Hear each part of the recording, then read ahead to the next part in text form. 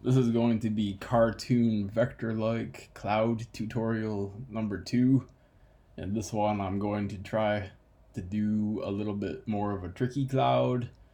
Um, you can do many different kinds of clouds. Feel free to be creative. So I've got this color template once again with 3 colors, which I'm referring to as highlight, body, and shadow. So I'm just gonna move this off to the side. And for me, this is my 45th cloud. So I'm going to make a new group called cloud underscore 45. And in this new group, I'm going to make a new layer. And I'm going to select the elliptical marquee tool. So this time, I'm going to do this a little bit differently. We'll make a slightly bigger cloud. So let's just make 2 sides first. So we'll give kind of a more longer oblong ellipse for the 2 poofs at the side. And we'll just fill those in with any old color. So take this same layer, copy it, paste it on top of itself. I like to hide the other one. And now we're creating highlights. So we want to take the same elliptical marquee tool and we're going to cut so that we get some nice edges for our poofs. So there's one on the left. On the right here, this is going to be the rightmost poof. So we want that to, our sun is theoretically at about a 45-degree angle. So we want a little bit more top action going on there. Boom. So then we're just going to make these be the colors of this template. So these are the highlight color. And then this layer underneath, these circles, these are going to be the body color. So our intention with these jags, with these spikies, is that these are going to kind of eat into the cloud. All right, so I'll group those 2 layers together. Now I'm going to create a new layer. So this layer, we're going to make another poof on the right side here. Actually, let's do a double poof, like so.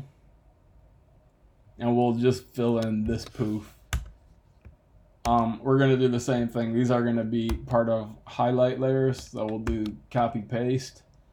Now these highlights we're intending to go behind the other highlights, so we can have them be more evenly widthed or have more even widths. And then on this side, we can either choose to have this eat into the cloud or put something covering this particular poof. Well, it's not quite big enough. So you got to make sure that this little notch here looks good. So kind of play around with that some. All right, then we can just kind of delete this junk here. And then we'll do the same thing. We'll make these highlights be the color of the highlight. And these are the body. Body will be the color of the body. I'm just doing this with blending options, by the way. So blending for the layer color overlay and then eyedroppering the color. So now we've got these little poofs that are going to go, we decided, behind this one. So this group 88, that's our side. Okay. So then we're going to make a new layer And now what we want to do is have some more poofs. So these poofs should cover these poofs, or this left poof. We'll do another small one maybe. And then a kind of funkier one like that. And so we're gonna, once again, copy, paste, hide the back layer. And I'm gonna make this partially invisible just so I can see what I'm cutting for the highlight. So we just wanna have good highlights on the edges of the cloud. So you gotta play around with the thickness. I'm doing these things at thicknesses that I've learned are pretty good.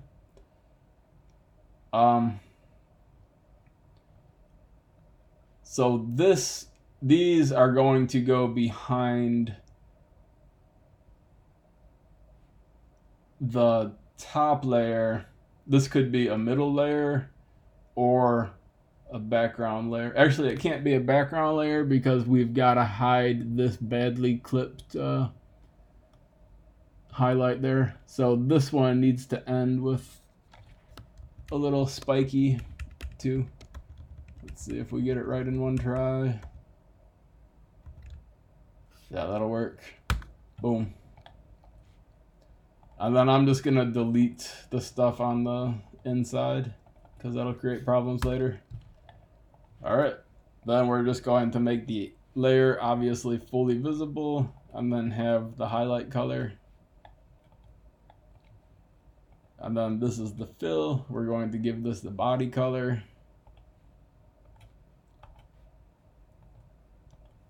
So then we're gonna group these two layers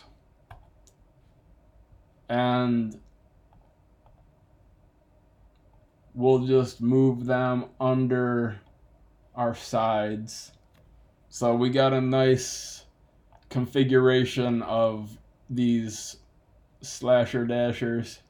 Nothing is intersecting oddly with the highlight. That was our primary objective, is to just get a good highlight.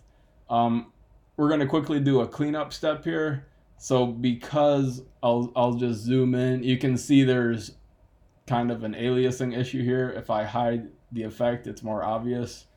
Anywhere where we have highlight intersecting highlight, we want to delete, which is just in two places on this layer. Delete, delete. Okay. And then we have another one on group 90. If we hide that, we can see this is an odd intersection too. So we want to delete the part where you get highlight intersecting highlight. And then you'll essentially have pixel perfect stuff going on. All right. Now let's make one more little funky highlight in near the top again. So we want more of an oblong one, I guess. So we'll just fill in an ellipse.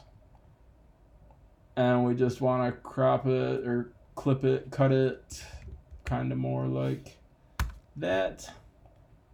And this, we'll rotate this a little bit just to make it a little bit weird. So I'm just going to select that, free transform, give it a little bit of a rotation, shrink it down a little bit too, or at least I'm going to shrink it down just to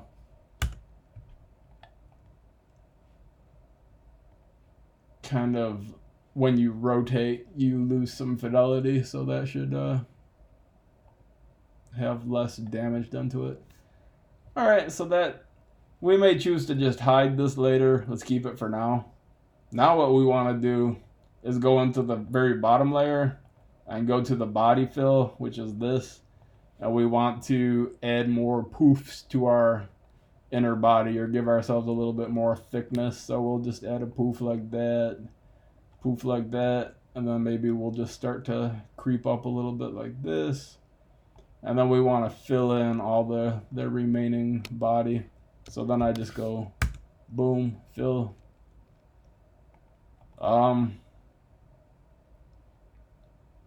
Actually here, I'm gonna make this go a little bit deeper just so there's more of a flat bottom. Not flat, but more flat. Okay, now we're going to add a shadow. And we can choose to either have or get rid of this highlight. This is kind of, that'll be our point of contention. All right, so I made another new layer. Now I'm gonna add shadow. And I like to go with a taller ellipse to have it kind of gradually come out from the side there.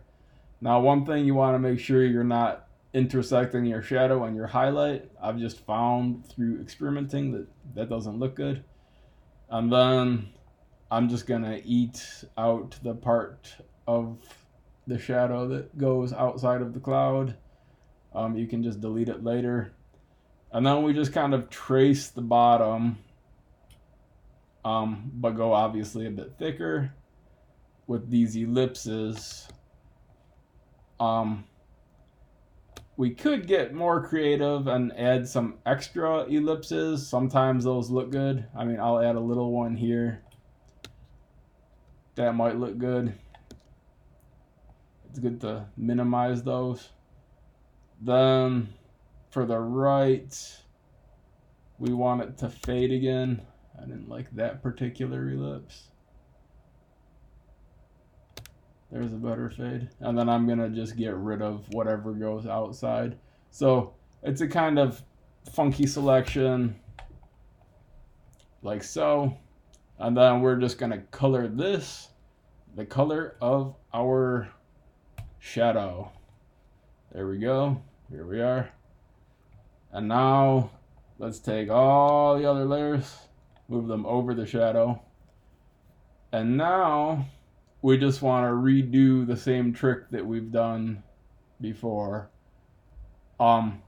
which is to add some inner cuts from the shadow. So you kind of find one of these dips and make an ellipse that's a bit wider and fill it in. I'll do 2 of them here just so that we can either choose to keep or get rid of one of them. We can see which one looks better perhaps and keep that one. So I've got those 2 ellipses, and then just kind of make them into the approximate same width as the highlights, which for me is pretty big. I mean, I'm making a very big image right here. I intend to shrink these down for the particular art that I'm going to be using these for.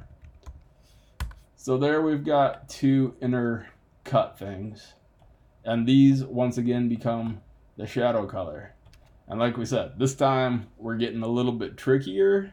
So we've got a problem here of the body extending in an awkward fashion down near these inner cuts. So for us, that's the bottom layer here, the fill of the bottom layer. What we can do is just delete carefully these chunks. I like to use the polygon selection tool. You may have a much different way that you like to do it. There's no right answer. And I'll delete the other little jut too. Boom. Then we got kind of these inner swooshies that just happen to look good. We could say that this undershoot is too thick. I think it looks okay for this cloud. There's, again, I don't want to keep emphasizing there's not a right answer, but there we go. And then we'll just finish this the same way we've finished the other cloud, which is to add 2 strokes, one inner stroke of, I'm doing 2 pixels. This is the shadow color. You know, every cloud has a silver lining. Haha. So there's our 2 pixel shadow color inset stroke, and then a thicker stroke around the edge, so we really get that silver lining. And then, similar to before, we could put this whole group, including the stroke, into another group and give this a shadow. For some artwork, it looks good to have a shadow. You can obviously experiment with the size and the look of the shadow. And I'll just do what I did before. There's our completed cloud. So let's add some kind of sky to the background just to see what it might look like. We'll just do it with a gradient this time. So we'll have a sky that goes from very light blue to, for some example, like a darker blue, and then maybe it finishes with like a bit of a deeper blue. Nah, maybe not that. Maybe we'll just keep it lighter. Yeah, the gray, it's kind of more of a stormy sky. We can change the angle of that gradient. But anyway, there's our cloud.